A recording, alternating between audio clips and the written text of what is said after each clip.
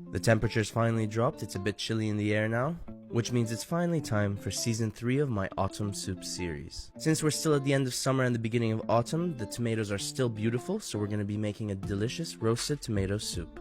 We're going to start with an assortment of tomatoes, get any you can find that are perfectly ripe and juicy. Chop the tomatoes into even-sized pieces so they can roast evenly in the oven. Next up, we're going to grab some aromatics. I'm going to be using one long red bell pepper. This will add a nice freshness and sweetness. We're also going to add a whole head of garlic to roast in the oven tray with the tomatoes, and we're going to add one roughly chopped onion as well. Once you've got everything in that oven tray, we're going to drizzle everything with olive oil generously, and then we're going to season with some salt, and we're going to season with some black pepper. Now put that in the oven until deeply roasted, and we can start working on our croutons. We're just going to grab our choice of bread and cut them into cubes, season with olive oil and salt, and toast them in a pan. Once everything's nice and deeply roasted, you can add that into a pan, squeeze out the garlic, and I like to add some gochujang for some more depth of flavor and some basil for some freshness. Loosen it with some chicken stock, then add it to a blender and blend until completely smooth and beautiful. Whack that on the stove just to bring that up to temperature, and then we're going to chop up some chives to finish the soup off.